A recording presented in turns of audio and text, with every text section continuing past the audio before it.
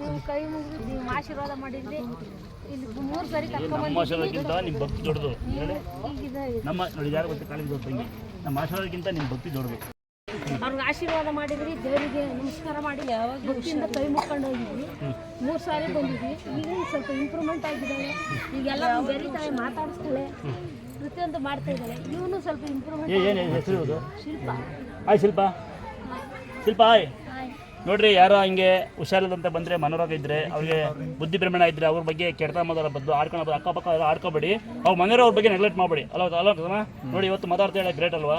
ಸರಿ, ನನ್ನ ಮಗಳಿಗೆ ಎಲ್ಲ ಒಂದು ಸರಿ ಅಂದ್ಬಿಡೋಣ. ಈಗ ಹಾಯ್ ಬಿಡಿ. ಅಣ್ಣ ಅನ್ನವಾ? ಅಣ್ಣನಾ?